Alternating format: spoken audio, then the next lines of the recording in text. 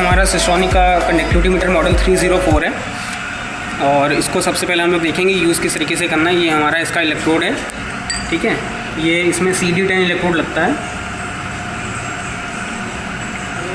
हमने अभी इसको कैलिब्रेट करने के लिए 0.01 का स्टैंडर्ड मोलैरिटी का स्टैंडर्ड प्रिपेयर किया हुआ है। सबसे पहले हमें क्या करना है, नॉब को हमें टेम्परेचर पे सेट करना होता है। इसमें टेम्परेचर हमें 25 सेट करना होता है। इसमें आप अपने अकॉर्डिंग चेंज भी कर सकते हैं, जो आपका करंट टेम्परेचर है सॉल्यूशन का उसके अनुसार। मैंने अभी room temperature 25 degree Celsius set कर रखा है इसको। उसके बाद से हमें कंडक्टिविटी पे जाना है, या फिर by default 25 degree Celsius conductivity पे भी आप चेक कर सकते हैं, ठीक है।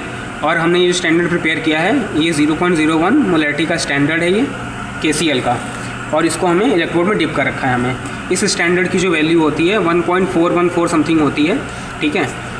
डिप करते ही हमें, अगर आपका इंस्ट्रूमेंट नया है तो थोड़े समय के लिए आपको रीडिंग में ऊपर नीचे मिल सकता है, लेकिन ज़्यादा वेरिएशन नहीं होता है। 1.414 है, 1.36 समथिंग आ रहा है, मतलब आपका इंस्ट्रूमेंट ओके है।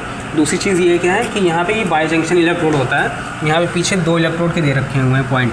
आप इसको किसी भी तरीके से लगा सकते हैं, कोई दिक्कत नहीं, इंटरचेंज कर सकते हैं कैसे भी, कोई इशू नहीं है इसमें। बस इसको डिप करना है और अपना KCl की हमें रीडिंग ले लेनी है। अगर इसमें आपको वेरिएशन मिलता है तो आप एक बार के लिए अपना स्टैंडर्ड आपने जो प्रिपेयर किया है वो एक बार चेक करिए, बाकी आपकी रीडिंग में डिफरेंस नहीं आना चाहिए। दूसरी चीज़ ये है कि जब भी आप इसको अपने सैंपल में डिप करेंगे, इसको रेंज को हमें 2 ms पे सेट करना है। उसके बाद से आप इसको रीडिंग ले लेंगे।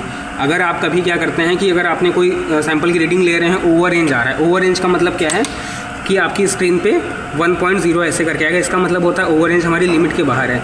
तो उसके लिए हमें क्या करना है, सबसे पहले एक एक करके हमें अपनी रेंज बढ़ानी होती है। अभी मेरा 20 माइक्रोसीमेंस पे सेट है, इसका मतलब इसके लिमिट के बाहर है। फिर मैं इसको 200 पे सेट करता हूँ। अगर ये आएगा, नहीं अभी भी नहीं आ रहा है, अब मैं इसको मिलीसीमेंस में लाता हूँ तो ये हमारा शो कर जाएगा।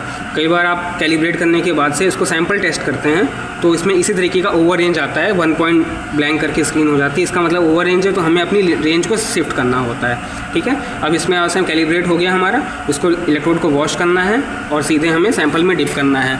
इस बात का हमें ध्यान रखना है इसमें कि जब भी आप एक सैंपल से दूसरे सैंपल में जाएंगे तो हमें इलेक्ट्रोड को अच्छे से वॉश करना होता है। इलेक्ट्रोड को वॉश करने के लिए हमारे पास में यहाँ पे 2 होल्स दे रखे हुए हैं।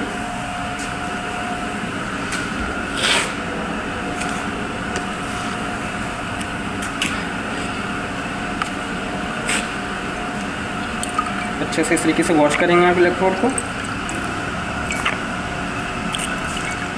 प्रेशर के साथ में। इसको आप टिश्यू पेपर से ड्राई कर लेंगे, उसके बाद अपने दूसरे सैंपल में डिप करेंगे।